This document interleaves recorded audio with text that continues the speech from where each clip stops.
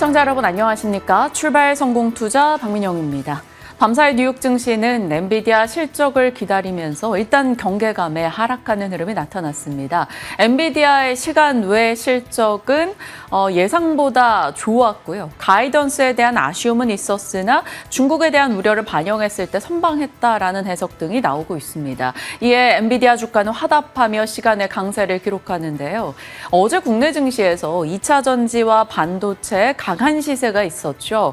이들의 시세가 연속성을 띌 수 있을 것인지에 대한 고민까지 더하면서 엔비디아 실적 내용 자세히 살펴보겠습니다. 그리고 만약 2차 전지와 반도체가 강하게 흘러가게 된다면 기존의 주도주 조방원은 어떻게 될 것인가 그에 대한 고민까지 담아보도록 하죠. 일단 뉴욕장과 엔비디아 이야기 자세히 살피고 돌아옵니다. 뉴욕 증시 정규장에서는 엔비디아 실적에 대한 대기 모드에 돌입하면서 약보합권에서 거래를 마쳤습니다. 잠시 후에 엔비디아 실적 결과 자세하게 정리해드리도록 하겠고요.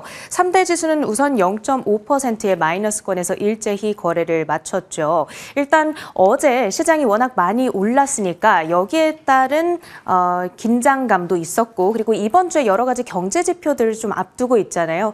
미국의 GDP 잠정치 그리고 PCE 물가지수 여기에 대한 경계감도 자리하고 있었습니다. 보시면 지수가 오후 3시를 기점으로 일제히 낙폭을 벌립니다. 이때가 이 연준의 5월 FOMC 의사록이 발표됐던 시점이었는데요. 이 안에서 올해와 내년도 GDP 전망치는 3월보다 낮아졌다라는 내용이 있었는가 하면 트럼프의 관세로 인해서 올해 인플레이션은 더 자극받을 것이다라는 내용 포함되어 있었습니다. 요약하자면 스태그플레이션에 대한 우려가 있었던 것이고요. 그럼에도 불구하고 당장 금리를 내리기에는 부담스럽다. 금리 인하는 일단 보류하자라는 내용 담겨 있었죠. 매파적인 스탠스를 시사하자 시장도 약간은 민감하게 반응을 하는 모습이었습니다. 상품 시장에서는 국제 유가가 일주일 내 고점을 터치합니다. 미국의 대러시아 추가 제재 가능성 그리고 이란 핵 협상 결렬 우려가 부각되고 있는데요. WTI 다음 달 선물 기준으로 1%대 오름세 가져가고 있습니다. 이제 엔비디아의 실적 결과 바로 확인해 보도록 하겠습니다. 주된 관심사는 컨센서스를 웃돌 것인가 그리고 웃돈다면 그 상회의 폭이 잘 나와줄 것인가 이 부분이었는데요. 일단 잘 나왔습니다. 매출액이 전년 동기 대비 70% 가까운 성장을 이뤄내면서 440억 6천만 달러 예상치를 크게 웃돌았고요. EPS의 경우에는 57% 성장을 했습니다. 96센트로 발표되면서 역시나 어닝 비트. 다만 H20 관련된 비용을 포함시키고 나면 그 수치가 81센트로 줄어든다는 점은 생각을 하셔야겠고요. 이제 이번에 제일 관건이 됐던 포인트가 총 마진율이 되겠습니다. 그로스 마진, 이 블랙웰 생산, 양산에 본격적으로 돌입하면서 마진율이 깎일 거다라는 예상이 있었는데 생각보다 잘 나왔습니다. 예상치인 71%보다 오히려 0.3%포인트 높은 수준으로 반영이 됐고요. 다만 H20 비용까지도 합치고 나면은 61%로 그 수치가 떨어지기는 합니다. 이제 한 가지 전체적으로 아쉬운 포인트 유일하게 꼽아보자면 2분기 매출 전망에 대한 부분이 될 것 같습니다. 사측에서는 앞서서 55억 달러 정도의 손실이 H20 수출 통제로 인해서 발생할 것이다 라고 얘기를 했잖아요. 그래도 손실의 규모가 그거보다는 적었습니다. 이 매출 가이던스를 450억 달러로 제시를 했습니다. 그러면서 컨센서스를 밑돌았고요. 지금 젠슨항 CEO가 내놨던 코멘트를 보시면 이 글로벌 시장에서 엔비디아 AI 인프라 수요는 상상을 초월할 정도로 강력하다라는 이야기를 했는데 엔비디아의 부문별 실적을 확인해 보신다면 이 부분을 알 수가 있습니다. 데이터 센터 부문의 매출액이 73%의 고성장을 이어갔습니다. 이 대목이 바로 엔비디아의 AI 반도체가 포함되어 있는 부문이 되겠죠.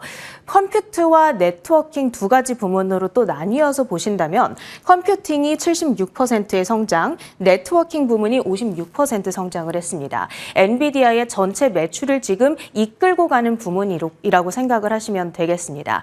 그리고 이 부문별로 봤을 때 게이밍과 프로페셔널 비주얼라이제이션도 잘 나왔는데 무엇보다 자율주행 기술을 현재 개발하고 운영하는 고객들에게 이 기술을 판매하고 있는 부문이 되겠죠. 자동차엔 로봇 부문에서도 높은 성과를 거뒀습니다. 72% 매출 성장을 하면서 5억 6,700만 달러의 매출액이 나타났습니다. 지금 엔비디아 측에서 어닝콜에서 했던 이야기를 보니까 주요 하이퍼스케일러들이 매주 약 7만 2천 개의 블랙웰 GPU를 배치하고 있다고 하고요. 이것을 연간 기준으로 환산을 하게 된다면 400만 개의 배치가 이루어지고 있는 것. 그런데 그 페이스가 계속해서 증가하고 있다는 데에 핵심적인 포인트가 담겨 있었습니다. 이번 실적은 단지 엔비디아라고 하는 단일 종목에게 중요한 게 아니라 증시 전체에게 아주 중요한 순간이다라는 평가가 있었습니다. 엔비디아 실적이 어떻게 나오느냐에 따라서 증시 전체의 낙관론을 살릴 수도 있고 그리고 관세 뉴스보다 시장이 AI의 잠재력으로 다시 포커스를 맞출 수 있는 아주 중요한 기회였기 때문이었는데요. 일단 오늘 나온 성적을 본다면 긍정적이었다. 시장이 다시 AI 내러티브에 집중할 수 있는 결과가 아니었는가 이렇게 평가를 해보겠습니다. 이제 정규장에서의 움직임 좀 보시겠습니다. 잠잠한 흐름이 전반적으로 연출이 됐던 가운데 중요했던 뉴스들만 좀 들고 왔습니다. 테슬라가 정규장에서는 1.7% 하락했는데 현재 애프터마켓에서는 1%의 플러스권이거든요. 6월 12일 로봇택시 출시가 계획되고 있다라는 블룸버그 통신의 보도가 장 마감 이후에 속보로 전해졌습니다. 어제 스타쉽 발사가 실패했고 또 비트코인이 간밤 하락했음에도 불구하고 현재 애프터마켓에서 오름세를 연출하는 이유고요. 그리고 고객 관계 관리 소프트웨어 1등 기업이죠. 세일즈포스 역시도 오늘 실적 발표가 있었습니다. 1분기 호실적 거기에 연간 전망을 상향 조정한다라는 소식이 있었고요. 그러면서 시간에서 주가는 0.5%가량의 오름세를 나타내고 있습니다. 팔란티어입니다. 최근 이 CEO 등의 내부자 매도 대규모로 이뤄진다라는 소식들이 있었죠. 그러다 보니까 페니메이와 파트너십 소식이 있었음에도 불구하고 상방은 제한되는 모습 나타났습니다. 그 밖의 특징주들도 확인해 봅니다. 반도체 설계업체, 미국 안에서는 대표적으로 케이던스 그리고 시놉시스 등이 꼽히는데 10% 안팎으로 동반 급락했습니다. 장중에 파이낸셜 타임즈의 보도가 들려왔는데 트럼프 대통령이 이들에게 중국으로 반도체 설계를 수출하는 것을 중단하라라고 지시했다는 겁니다. 중국이 첨단 반도체를 잘 만드는 것을 막아보려는 시도로 해석이 되고 있는 것이죠. 10% 동반 급락을 나타냈고요. 그리고 그 에어택시 관련주로 해서는 조비 에비에이션이 30% 가까이 폭등을 했습니다. 도요타로부터 2억 5천만 달러 규모의 첫 번째 투자 유치를 성공했다라는 건데 총 합의된 액수는 5억 달러입니다. 그 가운데 첫 번째 부분인 절반을 먼저 받았다라는 것이고요. 이를 통해서 에어택시 상용화에 박차를 가할 것이다라는 기대감 안아가고 있습니다. 애프터마켓 특징주로는 오늘 엘프 뷰티를 꼽아봐야겠네요. 시간의 거래에서 마이너스 10%대까지 급락을 했다가 현재는 다시 플러스 2%로 돌려내고 있습니다. 어떤 이슈가 있었냐? 이제 저스틴 비버의 아내로도 유명한 미국의 모델이죠. 헤일리 비버가 런칭한 뷰티 브랜드 로드, 이 미국의 Z세대들 그리고 밀레니얼 세대들에게까지 아주 많은 사랑을 받고 있는 브랜드거든요. 그런데 이것을 엘프 뷰티가 10억 달러에 인수한다라는 소식이 들려온 거죠. 처음에는 비용 부담 우려에 급락을 했다가 이후에는 그래도 지금 실적이 잘 나와줬다. 그리고 장기적으로 고객층이 확대되면서 긍정적일 거다라는 해석으로 뒤바뀌고 있는 모습입니다. 그다음에 AI 바이오테크 대표적인 기업 가운데 템퍼스 AI 공매도 이슈가 불거지면서 19%대 급락했다는 점, 우리 증시에 과연 충격을 줄 것인가 유의를 해보셔야겠네요. 미국장 랩업 마무리해 보고요. 국내 전략 세워보시죠. 국내 증시는 오늘 어제의 흐름을 이어갈지 아니면 또 다른 흐름이 전개될지 많은 분들이 궁금하실 겁니다. 어제 섹터별 약간의 변곡이 나타났기 때문이죠. 반격이 나왔던 어제 국내 섹터 다들 아실 겁니다. 반도체, 2차 전지 강한 상승이 나타났죠. 지수상으로는 양지수 모두 빨간불이었고요. 코스피 기준으로는 장중 고점 대비해서는 상승폭을 좀 줄이면서 마감되긴 했습니다. 자, 올라갈 수 있었던 요인으로는 미국의 국채금리가 하락했고 테슬라의 급등이 있었고 엔비디아 실적을 하루 앞둔 상황이었다라는 거죠. 이 분위기 속에서 업종별 키 맞추기가 나타났습니다. 반도체, 2차 전지, 자동차와 같은 관세 압박을 좀 받고 있었던 섹터들이 EU 관세 유예 관련한 이슈가 더해진 데다 이 분위기까지 반영하며 올라갔습니다. 자, 반도체 대표인 삼성전자의 어제 상승을 보시죠. 3% 이상 상승하며 3.7% 상승이었는데요. 이게 월봉입니다. 120월선을 지지하며 올라서는 흐름이 나왔고 어제 장대 양봉을 기록했죠.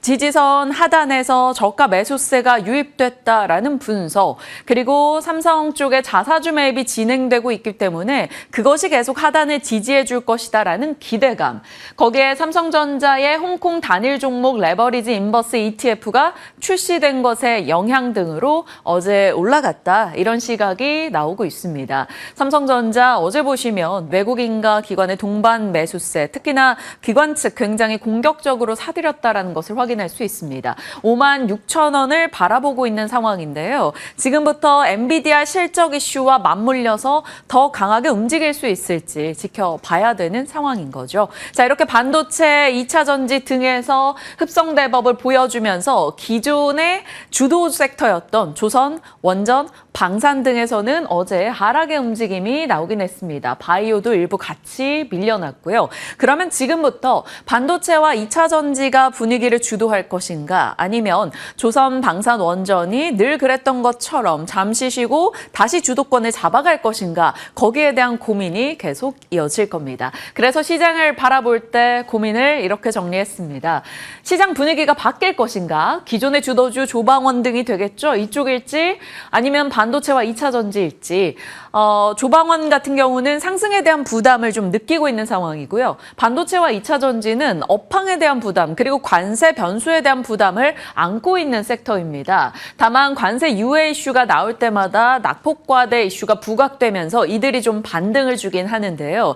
반도체, 2차 전지 쪽이 올라설지, 아니면 반도체만 갈지, 아니면 2차 전지가 수급이 집중될지 지켜봐야 됩니다. 상대적으로 업황에 대한 이슈 측면으로 봤을 때는 반도체가 조금은 더 가능성이 있어 보이죠. 자, 외국인의 수급이 어디로 가는가가 앞으로 중요할 텐데요. 어제장 외국인이 많이 샀던 종목군들 대형주였습니다. 대형주 내에서 좀 선별적으로 사들였죠. 하이닉스는 매도하고 삼성전자는 사고, LG엔솔은 매도하고 삼성 SDI는 사고, 두산 에너빌리티나 에코프로 BM, 한화, 삼성전기 등을 사는 모습을 보였습니다. 선별적인 종목 수급이었었는데 이 부분이 지수 상승과 함께 나타나려면 패시브성 자금으로 외국인이 시총상위 대형주를 정말 고루고루 사는 모습이 이어져야 될 겁니다. 그렇다면 또 시장의 분위기가 한 번 더 달라질 수 있겠죠. 그래서 더욱 중요해졌던 게 바로 오늘 새벽에 나왔던 엔비디아 실적, 그리고 곧 있을 대선의 결과가 되겠습니다. 이런 주요 흐름에 대해서 우리가 고민을 안고 가야 하고요. 그 외에 서브 섹터에서 지금 강자로 치고 나오는 것은 지주와 건설이 되겠습니다. 저평가돼 있다라는 공통점에 상법 개정 이슈로 인해서 지주가 하나의 테마화됐죠. 밸류업 지수 리밸런싱으로 인해서 주주 환원에 대한 성과 이슈가 꽤 부각되고 있습니다. 그래서 주주 환원이나 이런 쪽을 더 강화할 것으로 예상되는 쪽에 관심이 올라가고 그 중심에 지주가 들어가 있는 상황이죠. 5월 등락률 한번 보실까요? 삼성물산이 24%, HD현대 24% 상승했고요.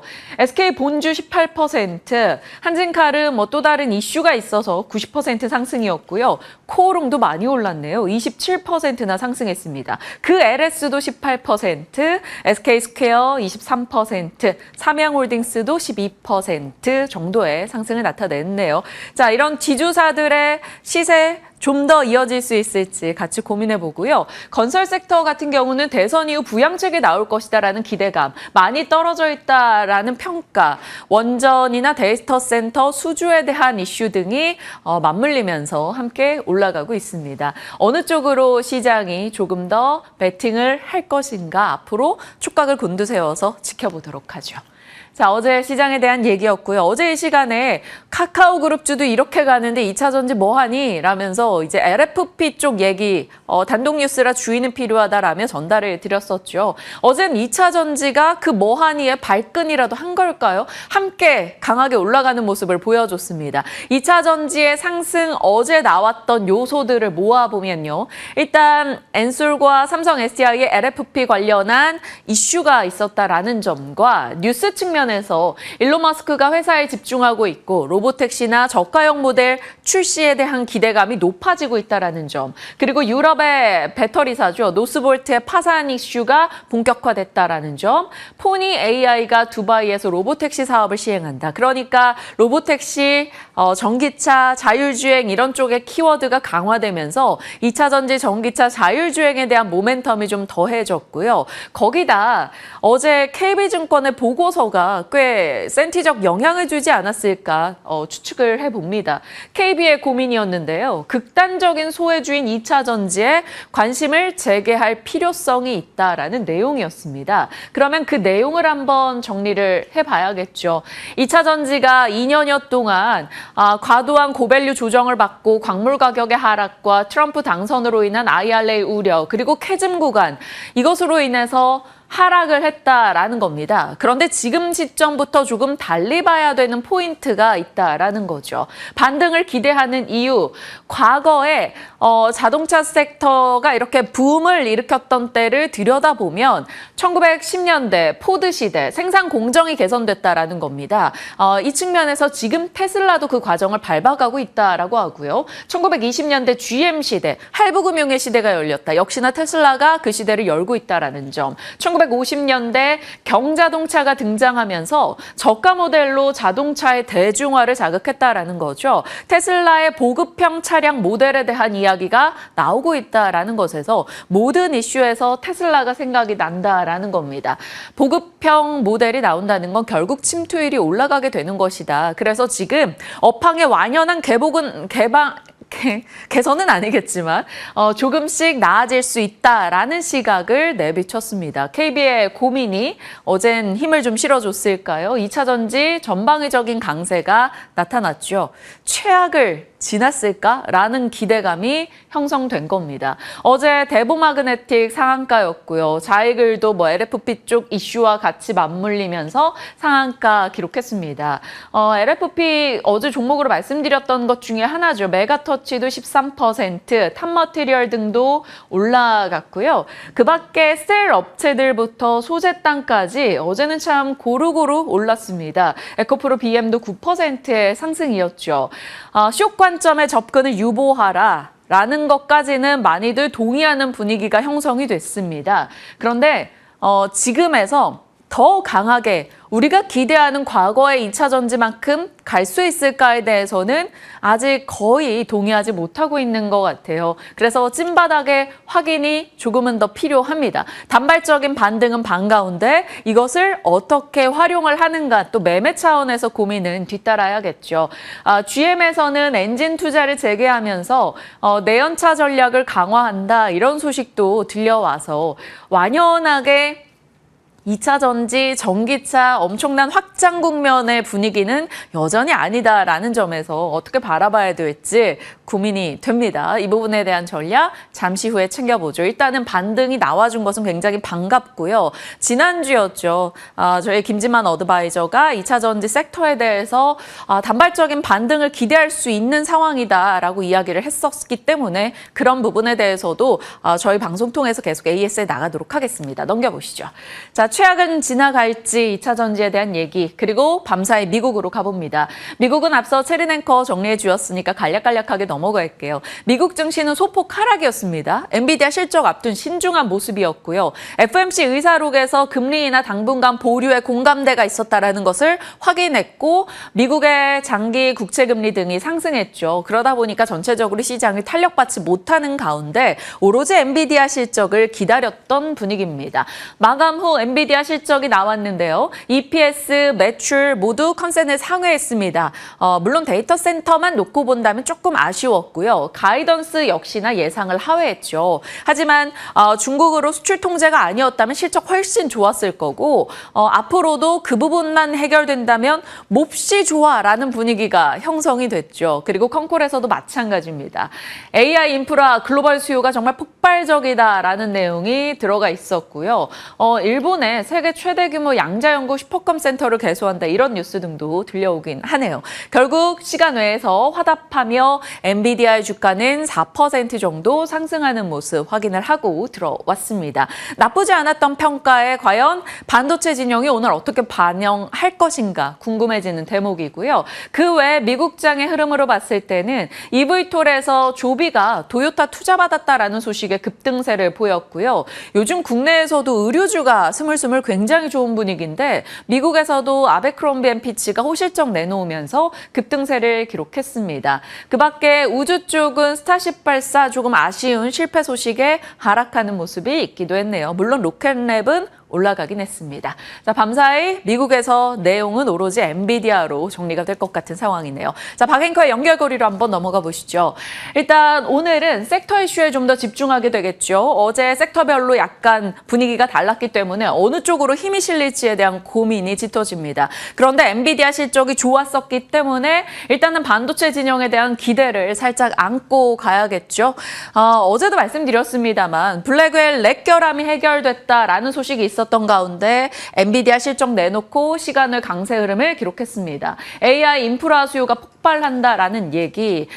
결국 중국으로 어떻게든 블랙웰 저가침을 수출하게 된다면 삼성전자의 칩 등이 같이 활용되지 않겠는가라는 기대감. 그리고 HBM 라인에서 가장 앞에 서 있는 SK 하이닉스. 그와 함께 HBM 밸류체인들 같이 고민을 해볼 필요가 있겠죠. 거기다가 AI 쪽의 이야기가 인프라가 엄청나다라는 얘기가 나오다 보니까 반도체 유리기판 액침 냉각, 전력 인프라까지도 일단은 긍정으로 받아들일 수 있는 분위기가 형성이 됐습니다.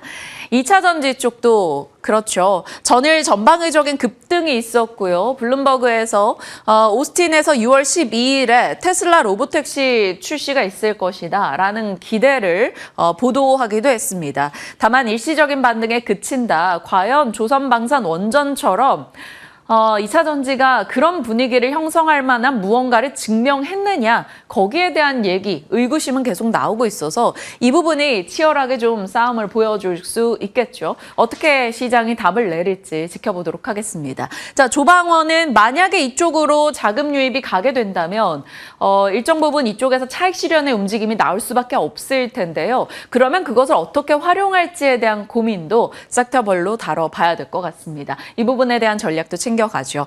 자, 에너지 조달에 대한 얘기를 블랙록에서 꺼내뒀네요. 세계 최대 자산운용사입니다. 블랙록이 미국은 AI 성장 수요를 충족하기 위해서 모든 형태의 에너지를 더 필요로 할 것이다. 데이터 센터를 예를 들었죠. 데이터 센터 전력 소비가 2030년까지 최대 200% 늘어날 걸로 보고 있고 이런 엄청난 막대한 에너지가 필요하기 때문에 태양광이든 풍력이든 원전이든 다 갖다 쓸 것이다 라는 겁니다. 태양광 풍력은 건설 속도가 빠르다라는 점에 강점을 갖고 있고 원전은 트럼프가 확대하고자 하는 의지가 있기 때문에 함께 긍정적이다라는 얘기죠. 결국 이 에너지에 대한 얘기는 지속적으로 나올 수밖에 없다라는 것이고요. 쉬어가더라도 어느 에너지로 내가 베팅을 해볼 건가에 대한 고민은 필요해 보입니다. 특히나 국내 내부적으로도 대선 이슈가 맞물려져 있기 때문에 기후에너지 공약 등을 좀 살펴볼 필요는 있어 보입니다. 자, 연결고리에 대한 정리였습니다. 그리고 HBM 밸류체인 이야기는 오늘 안 할 수가 없겠네요. 아무래도 엔비디아 실적 이슈가 부각이 되고 굉장히 공격적으로 블랙엘 시리즈에 대한 출하 이야기가 나오고 있기 때문에 HBM 밸류체인들 고민이 필요하고요. 그 외에 엔비디아 관련주로 봤을 때는 두산이나 혹은 이스페타시스 이런 쪽도 같이 열어둘 수가 있습니다. 두산 같은 경우는 엔비디아 관련주이기도 하고요. 지주사이기도 하죠. 그러면서 시장의 관심을 꽤 많이 받기도 했었는데요. 어제장은 1% 정도의 하락이었습니다. 오늘 DS투자증권에서 지주사에 대한 긍정적인 보고서를 냈고요. 두산과 CJ 등에 대해서 그리고 삼성물산에 대해서 목표가를 한 20-30% 상승 여력이 있다라는 것에 보고서가 업데이트됐습니다. 지주사에 관심을 두고 계신 분들이라면 한 번 더 그 내용 체크해 주시길 바랍니다. HBM 밸류체인 모처럼 열어봤네요. 자, 그 외 뉴스입니다. 방시혁 의장이 상장 과정에서 사기적 부정거래 혐의로 금감원 수사 의뢰를 받은 상황이다라는 소식이 단독 뉴스로 들려왔습니다. 일단 내용의 여부는 앞으로 추가적으로 지켜봐야 되겠지만 좋은 뉴스는 아니었기 때문에 일단은 하이브 어떻게 바라봐야 될 것인가 체크가 필요한 오늘이고요. 그리고 이제 6월이죠. 그래서 문득 생각나는 일정이 하나 있습니다. 현대차그룹이 소프트뱅크에서 보스턴 다이내믹스의 지분을 사올 때 맺었던 이 풋옵션인데요. 주식 매수 청구권 행사 기한이 임박했다라고 합니다. 그러니까 2025년 6월까지 보스턴 다이내믹스를 상장하지 못한다면 너희들의 주식 만약 매각할 때 우리가 사줄게 라는 풋옵션이었던 것이죠. 그런데 상장 이야기가 아직 나오지 않고 있다 보니 현대차그룹이 소프트뱅크가 자녀 지분을 매각할 걸로 나선다면 그것을 아마 인수자로 사들이지 않겠느냐라는 분석 등이 흘러나오고 있습니다. 참고 좀 하시면서 보시면 될 것 같아요. 왜냐하면 정의선 회장이 이제 사실상 이제 지주사 역할을 하고 있는 현대모비스의 지분을 늘려나가야 하는 입장이기 때문에 그러기 위해서는 보스턴 다이내믹스의 상장 자금을 활용할 필요가 있다라는 거죠. 그래서 만약 소프트뱅크가 자녀 지분을 매각한다면 그것을 사들일 것이다라는 얘기가 흘러나옵니다. 그래서 일단 로봇 쪽에 현대모비스와 함께 같이 놓고 좀 봐야 되는 이슈인 것 같아요. 때마침 보스턴 다이내믹스의 휴머노이드 로봇이죠. 아틀라스의 진화와 관련된 영상 등도 빠르게 공개되고 있어서 일단 이 이슈 체크는 하겠습니다. 그리고 하나증권에서 은행업종에 대한 비중 확대 의견을 냈습니다. 올해 주가가 은행주들 꽤 올랐는데 그럼에도 불구하고 여전히 PBR 0.45배에 불과한 수준이다라는 것이죠. 추가적인 상승 여력이 있다라며 목표가를 올려잡았습니다. KB금융에 대해선 목표가 13만 5천 원 정도를 제시하고 있고요. 또 하나 눈에 띄는 건 삼성전기인데요. 어제 외국인이 매수했던 삼성전기 사장의 인터뷰 내용이 언론 보도가 되고 있습니다. FCBGA 기판 수급이 내년부터 빡빡할 것이다 라는 거죠. 드디어 FCBGA 이슈, MLCC 이슈, 아니면 유리기판 이슈, 삼성전기 빚을 좀 볼 수 있는 상황이 올까요? 정말 뉴스 대비해서는 이 종목은 무겁고 잘 못 갔었는데요.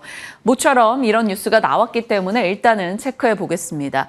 온디바이스 AI라는 걸 오랜만에 꺼내드는 것 같아요. AI에 대한 소프트웨어 탑재가 된 엣지 디바이스, 마지막 최종 제품 등이 이제 온디바이스 AI로 보시면 되겠죠. 자율주행이나 AI PC, AI 폰 등을 다 온디바이스 AI로 보면 되겠습니다. 엔비디아의 AI 인프라 폭발 이슈, 테슬라의 로보택시 임박 관련한 이슈, 거기에 트럼프 행정부가 미국 반도체 설계 소프트웨어 기업들을 중국으로 거래하는 것에 중단시키는 명령이 있었죠. 그래서 국내 설계 쪽 했을 때 IP 팹리스 이런 쪽이 있을 거고요. 그 밖에는 앞서 봤던 MLCC, 기판, 자율주행 관련한 종목들 온디바이스 AI 밸류체인이어서 모처럼 한번 넣어보기는 했습니다. 반도체나 AI 테크 쪽이 주목을 받을 경우 다시 한번 이런 쪽에 대한 세세한 부활이 있을 텐데 아직은 좀 이르겠죠. 다만 이런 쪽에 대한 관심이 뉴스상으로는 모이고 있다. 시장이 관심을 줄지는 시간을 두고 봐야 될 것 같습니다. 자, 오늘 엔비디아 실적과 FOMC 의사록 소화한 상황이고요. 시장의 답은 기다려 봐야 됩니다. 그리고 오늘 오전 10시 때 한국은행 금융통화위원회 금리 인하 전망이 압도적인 상황입니다. 경제 성장에 대한 전망이 어떻게 나오는가도 굉장히 중요하기 때문에 그 부분 잘 체크해 주시죠. 그리고 5월이 끝나가네요. 이제 그러면 5월 출입 일정에 대한 데이터가 나올 거라서 그 부분도 주말에 있다라는 점 참고해 주시죠. 자, 6월은 뭐니 해도 대선 일정, 애플 일정, 방탄소년단의 BTS의 완전체 활동 재개 이슈, 보스턴 다이내믹스의 상장 결정 기한이라는 점 참고해 주시길 바랍니다. 자, 이렇게 시장에 대한 분위기 들여다봤고요. 오늘은 미나 앵커가 모처럼 철강 섹터 얘기해 주신다고 하는데 잡아주실까요? 네, 철강 섹터가 요즘 들어서 심상치 않은 움직임을 나타내고 있습니다. 어제장에서도 대형 철강주들을 비롯해서 나머지 그 아랫단까지 온기가 확산이 되면서 전반적으로 빨간불을 켜내는 모습이 나타났는데요. 어제장 시세부터 함께 확인해 보시죠. 현대제철과 포스코홀딩스 같은 이 대표적인 대장주들이 반격을 시작했다라는 점을 눈여겨보시면 좋을 것 같은데요. 현대제철이 6.7%대의 강세를 정규장에서 기록을 했고 애프터마켓에서까지 시세의 연속성을 보여줬습니다. 포스코홀딩스도 5%대의 강세 흐름 기록을 한 가운데 애프터마켓에서도 4.9%의 상승률 나타내고 있는데요. 특히나 현대제철 같은 경우에는 최근 들어서 3거래일 연속으로 양봉을 만들어내고 있다는 점도 눈에 띄고 있는 대목입니다. 이렇게 포스코홀딩스와 현대제철 다 같이 잘 가주다 보니 아랫단에도 함께 수급이 약간씩 분산이 되는 모습이 나타나고 있는데 어떠한 흐름으로 해석을 해볼 수 있을지 함께 알아보도록 하겠습니다. 이렇게 주가가 반응을 해주고 있다 보니 증권가에서도 최근 들어서 투자 기회를 삼아보자라는 코멘트 많이 나오고 있습니다. 한국투자증권에서는 10년 만에 다가오는 투자 기회다라고 말을 하고 있는데요. 10년 전으로 돌아가 본다면 비슷한 흐름들이 포착이 됐기 때문입니다. 우선 여기서 가장 주목을 해봐야 하는 부분은 중국 당국이 내년부터 철강업체 구조조정을 추진할 가능성이 짚히고 있다는 점인데요. 이제 2026년부터 구조조정에 나설 가능성이 높게 책정이 되고 있는데 물론 이게 진짜 현실화될 것이다라고 단정을 지을 수는 없지만 그를 해야만 하는 이유들이 지금 만들어지고 있다라는 점에는 이견이 없어 보입니다. 우선 세 가지를 보셔야 되는데 중국의 철강업체 열연 스프레드가 하락하고 있다는 점, 중국의 철강업체 부채 비율이 상승하고 있다는 점, 또 철강 산업의 중국 비중이 하락하고 있다는 점이 모두 다 맞물리게 되면서 중국 정부가 구조조정에 나설 가능성이 높다라고 입을 모아서 얘기를 하고 있는 겁니다. 그리고 만약에 중국의 철강업계 구조조정이 현실화될 경우에는 철강 업황이 내년부터 상승 사이클로 진입할 가능성도 높아 보인다라는 의견이 꾸준히 나오고 있는 만큼 눈여겨보시면 좋을 것 같고요. 또 한 가지 중요한 부분은 이제 내년부터 중국이 15차 5개년 계획을 시작할 것으로 보이는데 현재 새로운 정책을 펼치기 알맞은 시점이라는 평가가 나오는 상황 속에서 철강 구조조정도 빠질 수는 없을 것이라는 의견도 함께 제시가 되고 있습니다. 올해 초에 중국이 경기부양책을 발표하면서 올해 철강 생산량을 통제하겠다라고 발표한 바 있기 때문에 그 부분에 대한 기대감도 덩달아 높아지고 있는 상황입니다. 그리고 10년 전으로 돌아가 본다면 2016년에도 중국은 구조조정을 발표한 바 있습니다. 그리고 그때 대장주격인 포스코홀딩스와 현대제철이 1년 동안 각각 65% 그리고 30%의 상승률을 나타냈기 때문에 이번에 2차 구조조정에 들어가게 된다면 다시 한번 주가가 상승해 줄 수 있지 않을까에 대한 기대감도 함께 제시가 되고 있는 상황입니다. 자, 이렇게 10년 전으로 돌아가서 그 흐름을 함께 살펴봤는데요. 중국이 어떤 업황 그리고 산업에 안 좋은 영향을 미치고 있다라는 말이 나올 때마다 들여봐야 하는 것은 가격입니다. 항상 중국은 과잉 생산을 했고 그로 인해서 가격이 많이 하향 평준화되며 업계 자체가 타격을 받는 양상이 나타났는데 철강 업계도 마찬가지였습니다. 그런데 최근에는 중국이 이 생산량을 줄이겠다고 말을 하는 그러한 흐름이 나타나고 있는데요. 숫자도 그를 뒷받침해주고 있습니다. 1월부터 4월까지 누적 생산량 자체는 전년 대비 0.4% 소폭의 증가세를 나타냈지만 전달만 두고 봤을 때는 유의미한 흔적이 남았는데요. 전달 4월의 중국 조강 생산량은 그 전달 대비 7.3% 감소하는 수준을 기록했고 5월 중순을 기준으로 봤을 때 중국의 일일 조강 생산량 또한 전달 대비 0.3%가량 감소하면서 5년 중 최저치를 기록했다는 점 보셔야 될 것 같습니다. 따라서 하반기로 갈수록 감산 흐름이 심화할 것을 기대해 볼 수 있다라는 DB투자증권의 코멘트까지 살펴볼 수 있는 상황입니다. 자, 이렇게 생산량을 줄이는 듯한 모습 나타나고 있는데요. 2016년을 제가 강조해드리고 있는데 2016년과 2025년을 비교했을 때 또 상당히 다른 흐름이 전개가 될 가능성이 높다라는 코멘트가 나오고 있습니다. 2016년 같은 경우에는 이제 감축을 하겠다고 밝히기는 했는데 예상했던 것보다는 효과가 미미했기 때문에 투자자들 입장에서는 약간의 실망감을 남겼던 그러한 과거였는데요. 따라서 2016년과 비교를 해보면서 왜 2025년에 대한 기대감은 더욱더 높을 수밖에 없는지도 가늠을 해보겠습니다. 2016년에는 수요 확대를 진행하는 것을 유지하면서 뭔가 진짜 실질적으로 감축하는 것이 아니라 노후화된 설비를 현대화하는 그러한 흐름을 중심으로 구조 조정을 펼쳤습니다. 따라서 실질적인 감산 효과가 딱히 없었다라는 평가를 받고 있고요. 늘어나는 수요를 오히려 대응하기 위해서 조강 생산량은 늘어났다는 점에서 아쉬움을 가지고 있었던 한 해였습니다. 다만 2025년 기대가 되는 포인트는 이제 낮은 수요와 수출 여건 악화, 마이너스 롤마진 등을 고려했을 때 이번에는 진짜로 실질적 양적 감축이 가능해 보일 것으로 전망이 된다라는 코멘트가 나오고 있는 거고요. 과거처럼 조강 생산을 늘릴 이유가 없기 때문에 이번에는 진짜로 감축할 거야 라는 목소리가 높아지고 있는 겁니다. 그리고 중국은 이제 5천만 톤 감산을 하겠다라고 밝힌 상황인데 이 감산이 현실화돼서 9.5억 톤 수준으로 양을 달성할 경우에는 작년 중국의 내수 수요와 비슷한 수준의 철강 제품 생산량을 기대해 볼 수 있는 상황인데요. 따라서 이번에는 진짜 2016년과 다르게 감축 효과가 나타날 수 있을지도 기대해 보시면 좋을 것 같습니다. 그리고 이게 현실화될 경우에 어떠한 효과가 예상이 되는지 예상 효과도 다음 화면 통해서 알아보도록 할 텐데요. 여러 가지 말이 나오고 있는데 일단 과잉 공급 물량이 크게 감소하면서 수급이 타이트하게 될 것이고 타이트한 수급은 글로벌 가격 상승으로 이어질 것이다 라는 내러티브 생기고 있습니다. 그러니까 그동안 한없이 낮아졌던 철강 가격이 드디어 정상화될 것이라는 기대감이 높아지고 있는 건데요. 아래판은 지금까지의 철강 가격 흐름을 정리해 놓은 표입니다.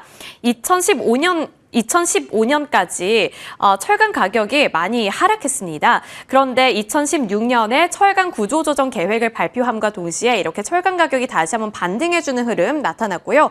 코로나19 시절에 급격하게 회복하면서 철강 가격 치솟는 모습이 나타났습니다. 하지만 그 이후부터는 부동산 수요가 감소하는 등 도시 봉쇄 이러한 좀 악조건 속에서 다시 한번 중국의 이 열연 가격이 크게 감소하는 모습을 나타냈는데 이번에 2026년에 다시 한번 구조조정을 단행할 경우에는 다시금 이렇게 반등할 것이라는 기대감 그리고 전망이 함께 나오고 있다는 점 체크해 보시면 좋을 것 같습니다.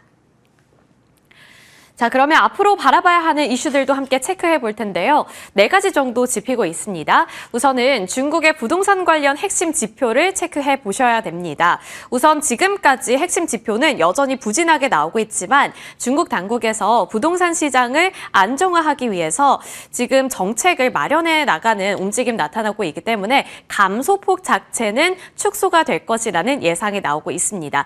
그리고 2025년 중국의 철강 수요 감소세가 지속 지속이 되는지 여부, 수급 개선을 위한 중국의 정부 대책이 발표되는지 이 부분도 체크포인트로 짚히고 있고요. 누적된 정책 효과를 통해서 2025년에는 거래와 가격 그리고 민간 건설 회복을 예상해 볼 수 있다. 하지만 이 부분은 중국 정부의 대책 발표가 꼭 뒷받침이 되어야 합니다. 그리고 관세 이슈, 미국이 지금 철강 관세 25%를 부과하고 있는데 이 부분에 대해서 증권가에서는 관세 리스크가 제한적일 것으로 전망이 되고 있습니다. 그 이유는 철강 업종에 이중 관세가 지금 부과가 되지 않았기 때문에 그 부분에서 리스크가 현저하게 줄어들었다는 평가를 내놓고 있는 거고요. 그리고 미국뿐만 아니라 한국도 중국산 철강제의 문턱을 높이고 있다는 점도 보시면 좋을 것 같습니다. 지금 정부가 4월 4일 후판에 최대 38.02%의 잠정 덤핑 방지 관세를 부과했는데요. 중국산과 일본산 열연 강판 관세율 적용도 현재 검토 중으로 빠르면 6월 중에 결과가 나올 것으로 예상이 되고 있습니다. 그렇기 때문에 지금 전반적으로 중국을 견제하는 흐름 또한 반사수혜 쪽으로 조금 더 탄탄한 입지를 마련하고 있다는 점 체크 포인트.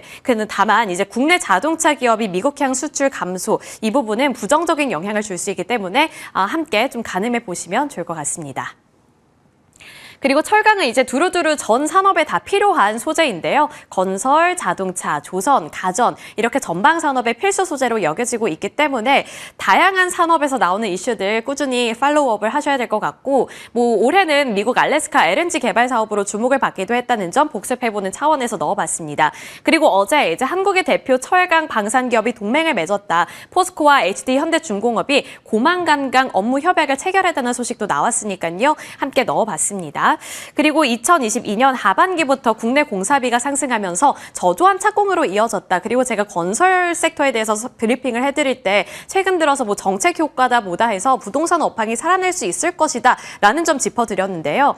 이러한 흐름이 계속된다면 빠르면 연말 국내 주택이 증가할 것으로 전망이 되는데 그렇게 될 경우에는 구조관 및 배관제, 봉형강의 수요도 함께 회복이 될 것으로 전망이 되고 있기 때문에 건설업에 대한 이슈도 함께 체크해 보면서 철강 수요도에 대한 데이터도 함께 체크를 해보실 필요 있어 보입니다. 그리고 우크라이나 재건 이슈도 함께 보셔야겠죠. 자, 그러면 그 안에서 어떤 종목들을 지금 바라봐야 하는 시점인 것인가? 지금 증권가에서는 이렇게 대장주들을 먼저 바라보자라는 의견에 입을 모으고 있습니다. 현대제철 쪽이 최근에는 유망해 보인다라는 의견도 많이 나오고 있는데요.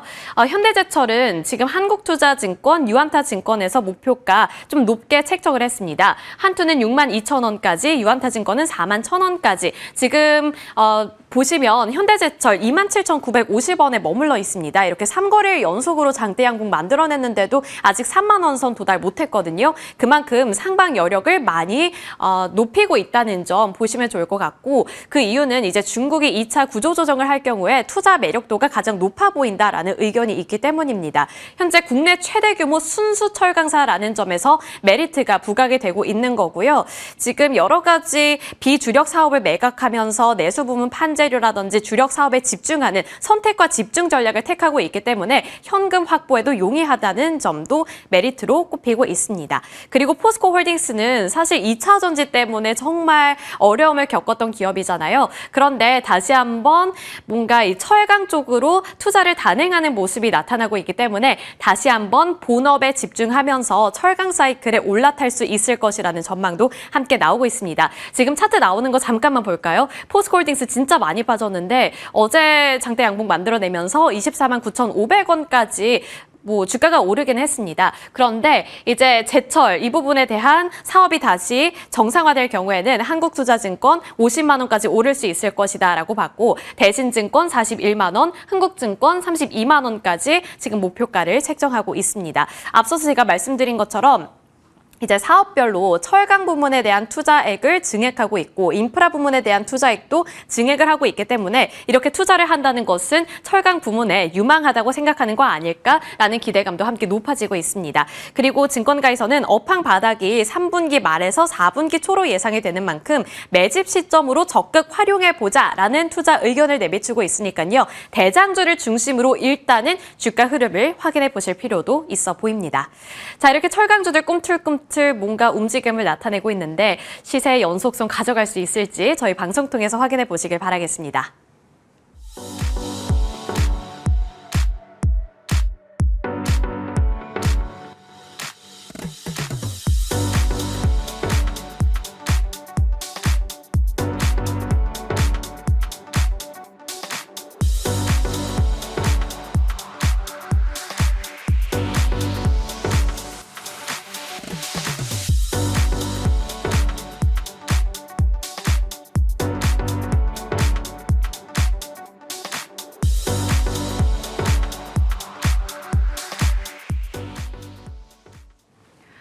네, 두 분과 함께 오늘 섹터 이슈에 초점 맞춰서 섹터 종목 이야기 좀 심도 깊게 파보도록 하겠습니다. IS 김태성 본부장님, AJ 인베스트먼트 이재구 대표님 자리하셨습니다. 어서 오세요.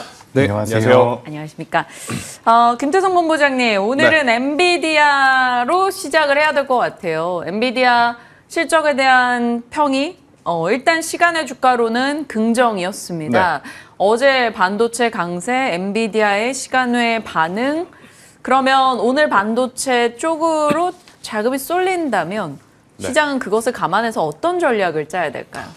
일단 우리가 가장 좀 고민했던 혹은 걱정했던 일련의 이벤트들이 지금 지나가고 있는 상황이고 숫자가 엄청나게 썩 마음에 든다라고는 할 수는 없지만 그래도 시장에서는 안도감을 좀 내보이는 모습들을 좀 보이면서 네.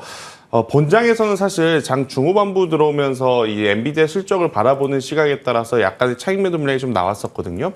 하지만 지금 시간의 거래에서 보면 어제 하락률을 모두 지금 이겨내고 오히려 플러스권 상승을 하고 있는 미 증시이고 엔비디아도 마찬가지입니다. 시간에서 지금 상승을 하면서 엔비디아뿐만 아니라 전체적인 빅테크 기업들의 주가가 굉장히 또 강한 모습을 보여주고 있는 미 증시를 좀 감안을 해본다면 우리나라 증시 또한 기술주들에 대한 랠리는 여전히 이어질 가능성이 높겠다라는 생각이 들어요. 하지만 여기서 이제 우리가 체크를 해야 될 부분은 뭐냐면 어제 이제는 외국인과 기관의 수급이 제법 괜찮았습니다. 하지만 10점 만점에 10점을 줄 수가 없는 부분이 네. 저는 개인적으로 7점에서 8점밖에 못 줄 것 같아요. 그 이유는 딱 두 가지예요. 우리나라 지수가 상승한 것 대비 금액이 그리 크지 않았다라는 아직까지도 불확실성.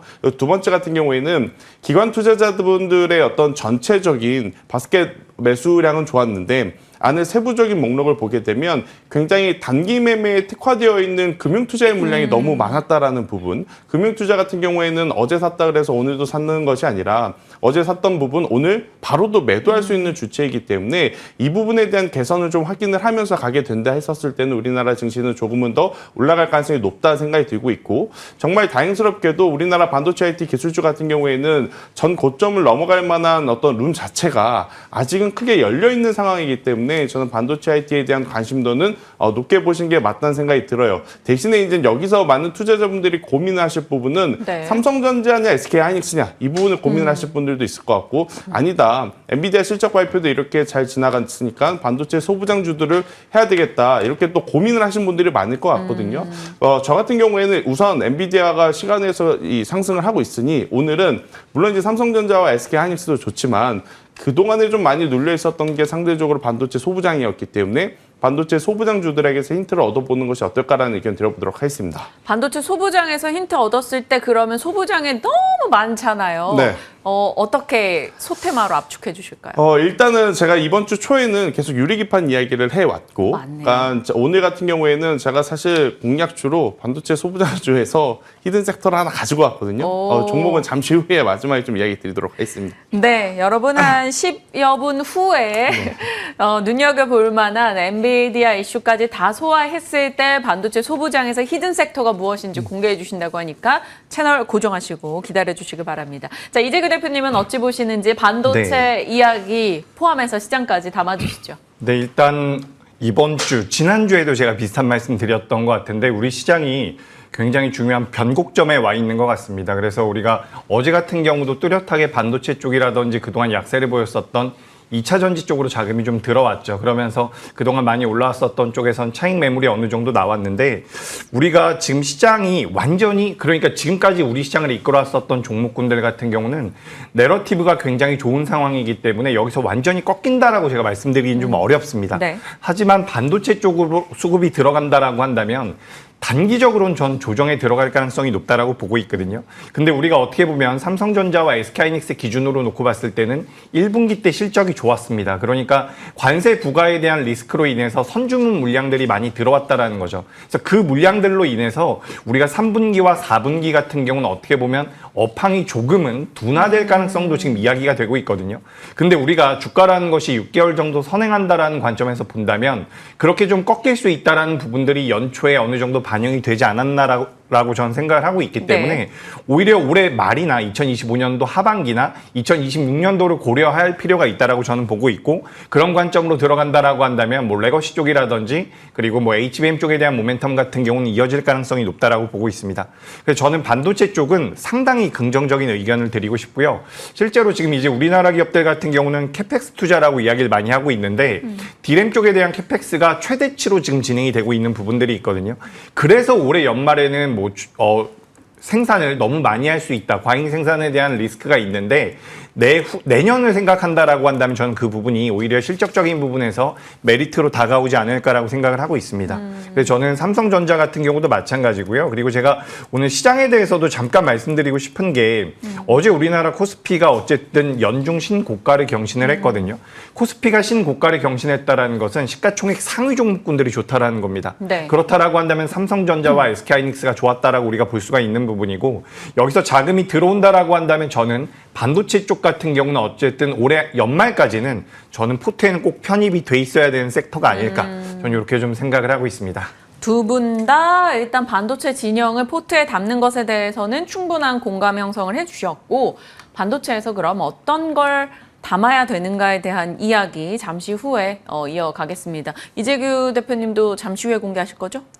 네, 뭐 반도체 좋습니다. 근데 종목은 저도 이제 오늘 탑픽으로 반도체 준비를 해왔는데 그러실 것 같았어요. 지금 뭐 시장에서 보시면은 뭐 여러 가지 종목들 이야기를 하고 있는데, 조금씩 힌트를 드려보자면 뭐 DI라든지 요즘 HBM과 관련되어 있는 기업들이 또 움직임을 보이더라고요. 그리고 이제 개별적인 모멘텀으로 변동성이 잘 나오고 있는 기업은 또 파크 시스템즈 같은 기업도 있습니다. 이런 기업들 같은 경우도 개별적인 모멘텀이 있기 때문에 뭐 다른 소부장 종목군들보다 좀 강하게 움직이고 있는데 저도 이따가 탑픽할 때 한 번 더 말씀드리도록 하겠습니다. 네, 여러분 끝까지 보셔야겠네요. 자, 반도체 진영 엔비디아 실적에 대한 얘기 살펴봤고요. 그러면 2차 전지는 어떻게 바라봐야 될 것인가에 대한 고민으로 넘어가겠습니다. 어제 사실 반도체의 상승보다 더 강력했던 섹터 상승은 2차 전지였어요. 그런데 2차 전지 쪽이 이렇게 치고 나오자마자 빠르게 기존 주도주에서 이제 낙폭을 키우는 현상이 있었기 때문에 과거 2차 전지가 그랬죠. 갈 때 이 종목들 가면 다른 쪽이 전혀 힘쓰지 못하는 패턴이었었는데,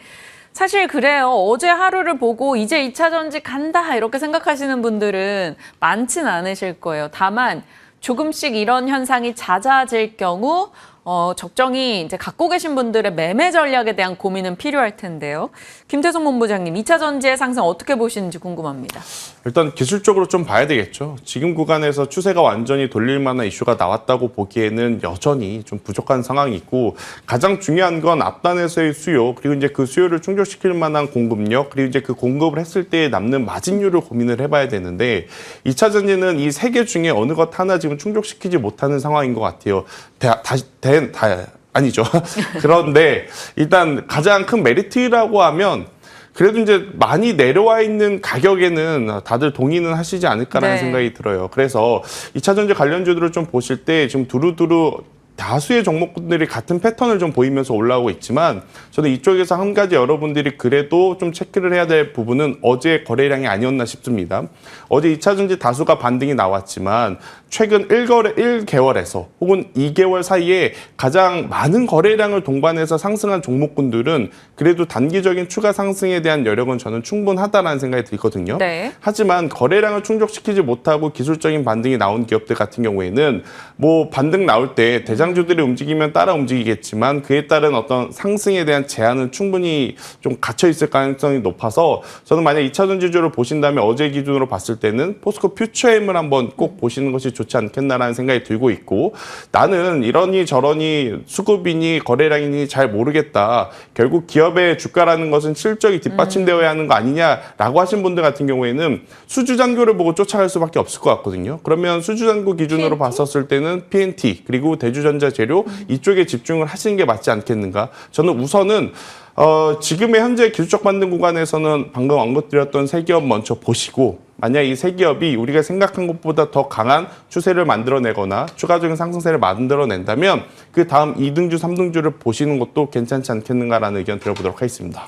분위기라는 것도 굉장히 중요합니다. 오늘 또 추가적인 상승을 2차 전지 진영이 해낸다면 또 단기적인 반등, 이제 그런 수급 유입 이런 것을 기대해 볼 수 있겠죠. 그런 가운데 앞단에 세울 수 있는 종목들 일단 말씀 주신 거고요. 이재규 대표님은 어떻게 보십니까? 어제는 이제 수급적으로 약간 그동안 소외됐던 것에 좀 반작용이었다라고 볼 수 있을 텐데요.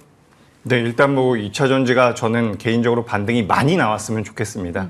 너무 고생했었던 섹터이기 때문에 저도 좀 올라왔으면 좋겠는데 어제 같은 경우는 LFP 쪽에 대한 모멘텀들이 좀 붙어줬던 것 같아요. 그래서 그런 부분들이 영향을 미쳤고 지금 포스코 퓨처엠 같은 경우는 우리가 리튬, 망간, 리치 쪽에 대한 모멘텀 이 LMR 쪽에 대한 모멘텀들이 어느 정도 붙어주고 있는 것 같은데 전반적으로 이제 우리가 2차 전지를 볼 때 가장 생각을 해봐야 되는 부분이 그동안 이 2차 전지를 안 좋은 주가 흐름으로 만들었었던 원인들이 해소가 되고 있느냐 이 부분입니다. 그래서 뭐 수요가 부족하다라는 부분들, 캐즘에 대한 문제성 이런 것들이 계속해서 대두가 되고 있었는데 일단 그런 부분들이 수면 아래로는 가라앉고 있는 것 같아요. 뭐 IRA 쪽에 대한 그런 불확실성 같은 경우도 많이 잦아들고 있고요.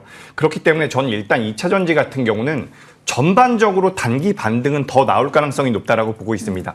어제 보셨으면 좀 느끼셨을 가능성이 있는데 어제 쇼커버가 좀 들어오는 느낌이 있었거든요. 수급적인 부분에서 제가 지금 우리 시장에 굉장히 중요한 변곡점이 오고 있다라는 얘기를 지난주에도 하고 있고 이번 주에도 하고 있는데 조선, 원전, 방산 쪽이 완전히 꺾인다라는 이야기는 아니지만 반도체와 2차 전지가 어떻게 보면 우리나라 대표적인 업종이잖아요. 그렇기 때문에 자금이 넘어온다라고 한다면 시세가 조금 더 연속성을 보일 가능성이 있다라고 보고 있습니다. 거기서 2차 전지 같은 경우는 쇼커버가 어느 정도 붙어준다라고 한다면 더 올라올 가능성이 높고 그에 대한 명분은 그동안 2차 전지를 안 좋게 만들었었던 내용들이 이제는 전부 다 공개가 됐다라고 저는 생각을 하고 있습니다. 네. 그러니까 악재라고 우리가 이야기할 수 있었던 내용들이 전부 다 이 악재가 호재로 지금 둔갑을 한 악재가 호재로 바뀌었다라고 말씀드릴 수는 없거든요. 하지만 이 악재가 계속해서 약해지고 있는 부분들이 있기 때문에 주가의 하단은 어느 정도 잡아줄 가능성이 높다라고 보고 있습니다. 그래서 2차 전지 같은 경우는 개인 투자자분들께서 또 속고 또 속았는데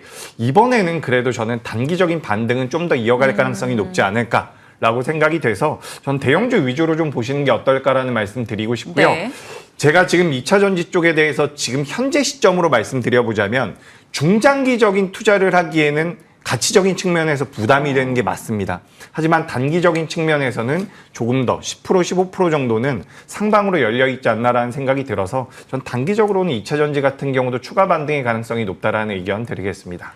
사실 뭔가 섹터에 대한 기대 요소가 막 더해져서 프리미엄이 붙고 이런 상황은 아니지만 싼 매력, 가성비 매력이 있다라는 측면에서 단기 반등은 가능하다라는 의견을 주신 거고요.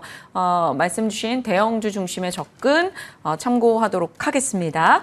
자, 앞서 이제 이재규 대표님이 계속 조선방산 원전 이야기를 해주셨는데 김태성 본부장은 어떻게 보세요? 반도체나 2차 전지 이런 쪽으로 관심이 좀 이동할 때 순환 관점으로 이제 조방원이 조정이 나올 텐데요. 뭐 네. 자연스러운 현상입니다. 근데 그걸 매수 기회로 삼아야 되느냐 이 고민이 다음인 것 같아요.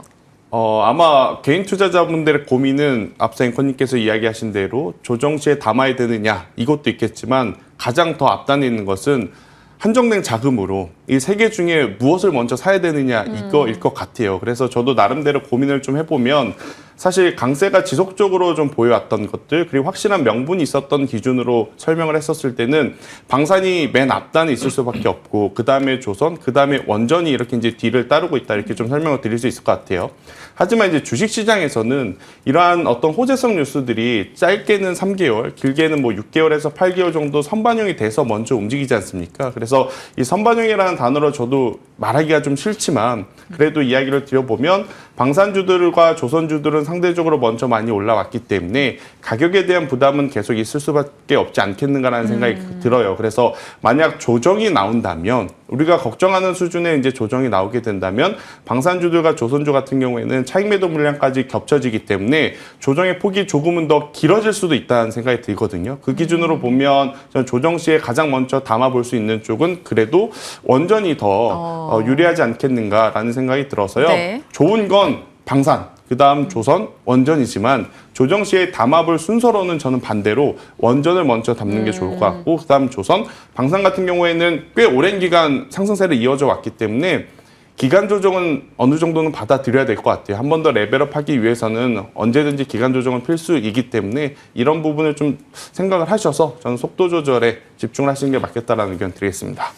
조선 방산이 상대적으로 원전 대비해서 상승 기간 자체도 좀 그렇죠. 길었었고요. 원전은 이제 불과 한 달 반 정도의 시세였습니다. 물론 그 가운데 굉장히 강력했는데 오늘 또 뭐 빅테크에서 원전에 러브콜을 보낸다라는 여러 가지 보도와 함께 블랙록이 원전도 긍정이다라는 의견 냈고 이래서 원전은 뭐 뉴스 측면에서는 조금 더 그리고 섹터 측면에서도 조금 더 여지가 있다라는 점을 남겨주셨네요. 자, 이재규 본부장님, 네. 이재규 대표님이죠. 죄송해요. 이재규 대표님 의견도 간략하게 듣겠습니다. 앞서 네. 조방원 살짝 얘기해 주셨으니까. 네, 이게 굉장히 중요한 질문인 것 같은 게 제가 지금 반도체 쪽으로 좀 자금이 넘어갈 수 있습니다. 변곡점입니다라는 말씀 드리고 있는데 사실 어제 같은 경우는 화장품도 좋았거든요. 근데 우리가 지금까지 우리 시장을 이끌어왔었던 종목군들을 본다면 결국에는 실적이 어느 정도 뒷받침되고 있는 섹터들입니다. 조선도 마찬가지고요. 화장품도 마찬가지고 그러니까 제가 이게 좀 고민이 돼요. 반도체 쪽으로 자금이 쭉 넘어가서 지금까지 강세를 보였었던 종목들이 이제 차익 물량이 나오면서 주가가 장기간 조정을 받느냐 받을까라는 고민을 저도 계속해서 하고 있거든요. 근데 말씀드렸던 것처럼 조선도 마찬가지고요. 방산도 마찬가지고 뭐 화장품이라든지 그동안 시장을 이끌어왔었던 미용 의료기기 같은 경우도 결국에는 실적을 기반으로 하고 있는 부분들이 있기 때문에 어떻게 보면 단기 조정에 그칠 가능성도 있다라고 생각을 하고 있습니다. 그래서 이 부분은 우리가 좀 더 체크를 해봐야 될 것 같아요. 그래서 저는 우리가 긴 호흡으로 본다라고 한다면 좀 안정적으로 편하게 매매할 수 있는 것은 전 반도체 쪽이라고 생각을 하는데 그렇다라고 해서 조선과 뭐 방산과 화장품 쪽이 완전히 꺾일 것인가? 저는 그럴 가능성은 좀 낮다라고 보고 있거든요. 그래서 지금까지 강세를 보였었던 종목군들 같은 경우는 단기 조정을 받을 경우에는 단기 매수의 관점으로 저는 보는 게 맞다라고 생각을 하고 있습니다. 조정을 받으면 매수. 하지만 추격 매수는 저는 좀 보류하시는 게 맞지 않을까. 그래서 지금 현금 여력이 많다라고 한다면 저는 반도체 쪽을 담는 게 맞을 것 같고요. 그리고 내가 이제 현금이 이미 주가가 많이 올라간 종목들을 보유하고 있다라고 한다면 거기선 조금씩 조정을 할 필요가 있다. 하지만 내가 뭐 조선이라든지 화장품이라든지 그동안 갔었던 종목군들에 대해서 굉장히 긍정적으로 보고 있다라고 한다면 눌렸을 때 매수의 관점. 그래서 지금 저도 좀 애매하게 말씀드리는 것 같은데 반도체로 완전히 넘어오기에는 그동안 강했었던 업종들의 앞으로의 모멘텀이 여전히 유효하다라는 거죠. 단기 조정 받을 가능성이 높다. 그래서 추세적으로는 우상향도 좀 더 이어질 가능성이 높다라고 보고 있기 때문에 저는 전반적으로 긍정적, 중장기적으로 본다라고 한다면 반도체가 좀 더 안정적인 선택처가 될 수 있지 않을까라는 말씀드리겠습니다. 네, 좋습니다. 그러면 사실 개인들의 자금이 앞서 김태선 본부장님 말씀 주셨다시피 뭐 많으면 반도체 사놓고 조방원 떨어지는 거 슬쩍슬쩍 보다가 이렇게 슬슬 차익 실현하든 아니면 더 사든 결정을 하면 되는데 그렇지 않습니다. 제가 만약에 저 이제 인생의 마지막 자금이에요. 저한테 1억이 있어요. 라고 얘기를 했어요. 그러면 김태선 본부장님, 이재규 대표님 네. 두 분이 각각 어떻게 포트 비율을 짜주실지 한 문장으로 정리해 주세요. 김태성 본부장님 먼저요. 1억. 일단은 저는 전선주를 좀 보자. 전선. 왜냐 결국에 교집합되어 있는 산업이 가장 그래도 안전하지 않을까라는 생각이 들거든요. 지금 우리가 반도체를 이야기하고 있고 또 에너지에 대한 이야기를 하고 있는데 지금 에너지와 반도체가 같이 갈 듯 안 갈 듯 하면서 이제 계속 이 수급의 시속 게임 양상을 좀 보이고 있잖아요.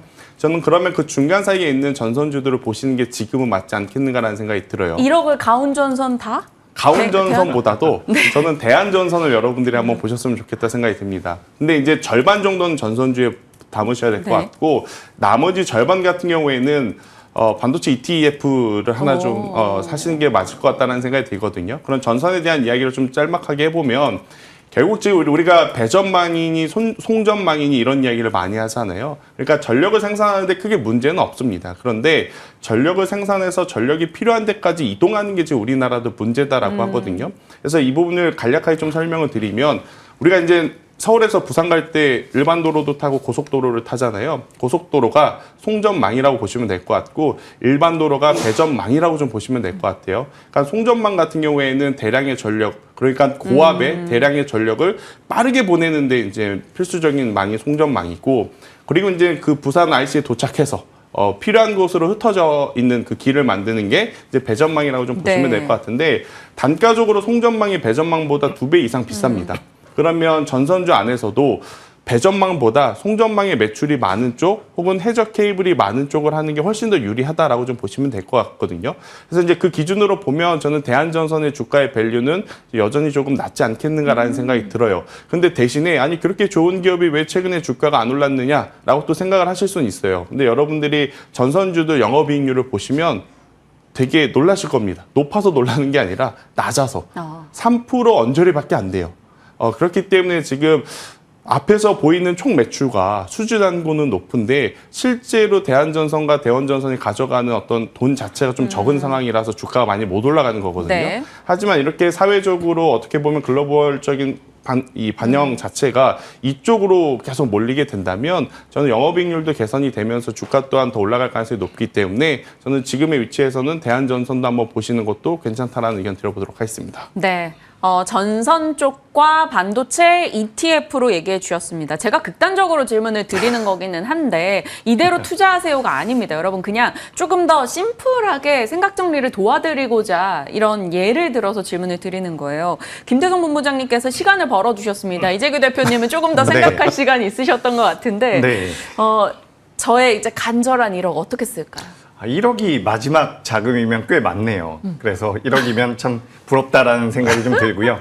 일단 우리가 지금 시장에 대해서 이렇게 볼 필요가 있다라고 보고 있거든요. 지금 우리 시장이 굉장히 어렵다 이제 개인 투자자분들께서 그런 이야기도 많이 하시고 뭐 어떻게 보면 투자하시는 분들 그렇게 느끼실 수가 있는데 실제로 우리나라 기업들과 업종군들을 본다면 대체적으로 선순환이 한 번씩 나왔어요. 근데 못 나온 데가 어디냐? 라고 한다면 전 반도체 쪽이 맞다라고 보고 있거든요. 반도체, 2차 전지, 바이오 쪽이 지금부터 다시 한번 부각될 가능성이 있다라고 보는데 만약에 내가 1억을 가지고 포트를 만든다라고 한다면 반도체 쪽에 대해서 일단 비중을 전 50% 정도는 가져갈 필요가 있지 않을까라고 생각을 하고 있습니다. 그리고 네. 이제 테마성을 가지고 있는 종목군들 중에서는 대부분 다 많이 올랐고 그리고 최근에 이제 어떻게 보면 이 모멘텀이 약간 사라지고 있는 쪽이 어디냐면 우주항공 쪽이거든요. 지난주에도 제가 인텔리안테크를 말씀드리면서 네. 주가의 변동성이 좀 나왔는데 어떻게 보면 선순환이 나오는 과정에서 아직까지 못 움직이고 있는 것이 우주항공 쪽이라고 저는 생각을 하고 있습니다. 그래서 전 좀 안정적인 포트를 가져간다라고 한다면 기간을 좀 길게 보신다라고 한다면 반도체 쪽과 우주항공 쪽도 좀 가져가 보시는 게 어떨까. 그리고 에너지원 쪽에 대한 관심도 필요하기 때문에 그리고 우리가 조선과 방산에서 볼 수 있었던 것이 글로벌 시장에서 우리나라 기업들이 어느 정도의 경쟁력이 있느냐 이 부분이 굉장히 중요했잖아요. 네. 그런 관점에서 본다라고 한다면 저는 원전 같은 경우도 굉장히 긍정적인 의견을 드리고 싶습니다. 좀 빠르게 매매하고 싶다라고 한다면 저는 원전 쪽 그리고 포트를 구성해서 좀 끌고 간다라고 한다면 반도체와 우주항공 쪽을 좀 봐보시는 게 어떨까라고 말씀드리고요. 또 하나 중요한 거 말씀드려보자면 지금 이제 정책 테마 같은 경우는 전 좀 조심할 필요가 있다라는 말씀을 드리고 네. 싶어요. 아무래도 다음 주가 되면 이런 모멘텀 자체가 일시적으로라도 소멸될 가능성이 높기 때문에 너무 그쪽에 대해서는 무리하지 않으시는 게 어떨까라는 의견 드리겠습니다. 네. 참고하겠습니다. 시청자분들의 1억 이슈로 좀 유익하게 짓궂은 질문을 드렸다라는 평을 해주시고 어떤 분은 1억이 있으시면 저한테 용돈도 좀 주시면 감사합니다. 마음을 받겠습니다. 자, 이렇게 시장과 섹터 흐름을 좀 파악하기 쉽게 두 분의 도움을 받아봤고요. 그래서 이제 두 분이 보고 계시는 반도체 쪽 픽은 무엇인지 김대성 본부장님, 히든 섹터, 반도체 내에서 어떤 거일까요? 저는 GST라는 냉각 관련 냉각 주들을 좀 쪽으로. 보시는 게 맞을 것 같다는 생각이 들어요. 그러니까 냉각 이야기라면 세 기업이 바로 좀 떠올리실 것 같아요. GST, KN솔, 한중 NCS. 여기에 이제 최근에 보면 삼성 공조까지도 아마 여러분들이 잘 아실 것 같은데 제가 이제 왜 이렇게 히든 섹터라고 했냐면 사실 HBM, 뭐 레거시, 디램, 무공정 패키징, 검사 장비 다들 잘 아시고 네. 이미 이제 포트에 많이들 좀 들어 있을 것 같아요. 그런데 냉각 쪽 같은 경우에는 투자의 관점보다 사실은 테마적인 관점으로 맞아요. 보셨던 분들이 굉장히 많았었거든요. 하지만 삼성전자가 공조 시장에 지금 공격적으로 어떻게 보면 자금을 투입하는 것을 보고 있으면 저는 중장기적으로 이제는 투자를 해도 괜찮지 않겠는가라는 생각이 들어요. 그러면 지금 방금 말씀드렸던 세 기업의 약간의 차이점들을 여러분들이 좀 잘 아셔야 될 것 같은데 당장 공정에 들어가서 온도에 대한 어떤 이 조절을 할 수 있는 제품은 칠러라고 하는 제품인데 이 칠러에 가장 또 특화되어 있는 기업이 바로 이제 GST다라고 좀 보시면 될 것 같고요. 한중 NCS 같은 경우에는 반도체 쪽보다는 삼성 SDI하고의 연결고리가 있기 때문에 어떻게 보면 2차 전지가 좀 더 살아야 더 강하게 움직일 수 있는 그런 장점이 있고 또 이제 KN솔 같은 경우에는 냉각 기술을 가지고 있긴 하지만 아직까지는 뭐 클린룸 드라이룸 이쪽이 좀 특화되어 있는 매출이 훨씬 많기 때문에 만약 보신다라고 하면 저는 GST를 먼저 보시는 게 맞지 않겠는가라는 생각이 들어요. 실제로 우리나라 전체 공조시장에서 주인을 보면 아마 여러분들이 생각지도 못한 기업일 겁니다. LG 쪽이 이쪽을 되게 잘하고 있어요. 근데 LG가 홍보를 또 이쪽도 못 하더라고요. 그래가지고 시장에서 정말 소외 아닌 소외를 받고 있는 상황이지만 LG 쪽과의 협업을 통해서 결국 데이터 센터와 AI 여기도 지금 확장성을 높일 수 있는 게 LG U 플러스도 있습니다. 그렇기에 저는 만약 반도체 쪽에서 많은 섹터를 이미 담고 있어서 고민하고 계신 분들 같은 경우에는 액침 냉각 쪽도 한번 보시는 것이 맞지 않겠는가라는 생각이 들어서 그렇다면 저는 GST를 보시는 게 맞을 것 같고요. GST 같은 경우에는 현재 구간에서 17,000원이라는 가격대를 손절 라인 잡고 22,000원을 목표가로 잡았을 시에 전 단기적으로도 괜찮다 생각이 들고 있고 만약 이제 길게 보실 분들 같은 경우에는 저는 25,000원 그 이상도 노려볼 만하다라는 의견 들어보도록 하겠습니다. 네. 일전에도 이제 유리기판 강조해 주셨었고 오늘은 액침 냉각 쪽으로 GST 얘기해 주셨네요. GST는 프리마켓 3%, 유리기판 쪽 뭐 피롭틱스나 캠트로닉스 말씀 주셨던 종목들도 3에서 5% 상승권 출발 확인이 되고 있습니다. 자, 이재규 대표님은 반도체 진영에서 어느 쪽으로 압축하시나요? 네, 저도 이제 일단 유리기판 쪽이 먼저 움직였던 것 같기는 해요. 그죠? 삼성전자에서 2028년도부터 뭐 양산을 하겠다라는 내용들이 나오면서 움직였는데 어제는 이제 오랜만에 또 HBM 쪽이 움직이는 것 같더라고요. 우리가 과거에 HBM 관련되어 있는 종목군들이 움직였을 때 뭐 한미반도체가 가장 먼저 움직였었고 뭐 DI 같은 기업들도 많이 움직였는데 제가 DI는 어제 다른 코너에서 또 말씀을 드려가지고 오늘은 제가 어떤 종목을 준비했냐면 이오테크닉스라는 기업을 준비를 해봤습니다. 레이저. 그렇죠. 레이저를 응용해서 장비를 만드는 기업이다라고 보시면 좋을 것 같은데 우리가 지금 전공정과 후공정 쪽에 대한 모멘텀을 그 메리트를 모두 다 가져가는 기업이다라고 보시면 좋을 것 같거든요. 아까 전에도 잠깐 언급드렸다시피 지금 캐펙스 투자 기준으로 봤을 때는 삼성전자와 SK하이닉스가 역대 최대치의 캐펙스 투자를 하고 있습니다.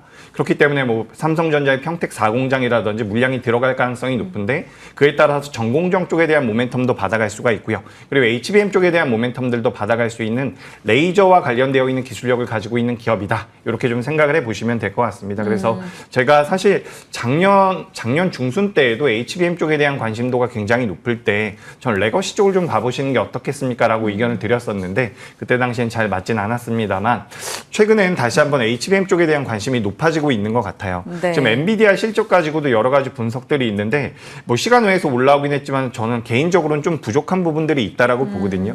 컨센서스를 상회하긴 했지만 과거에도 항상 컨센서스를 상회했었고 그 우리가 서프라이즈율이라고 이야기를 많이 하고 있는데 그 서프라이즈율이 많이 올라오진 않았거든요. 네. 그래서 시간 외에서 올라온 부분들은 긍정적이고 앞으로의 가이던스도 긍정적이라서 그래도 다행이지만 만약에 엔비디아 쪽에서 뭐 계속해서 이런 모양새 추가적으로 이제 관세 쪽에 대한 리스크가 수면 아래로 가라앉으면서 실적이 좋아진다라고 한다면 역시나 HBM 쪽에 대한 관심도가 다시 한번 붙지 않을까라고 생각이 돼서 저는 HBM 쪽을 지금부터는 좀 보시는 게 어떨까. 어제 DI가 올라온 게 그 신호탄이 아니었을까라고 생각을 하고 있기 때문에 관심 있게 보시면 좋을 것 같고요.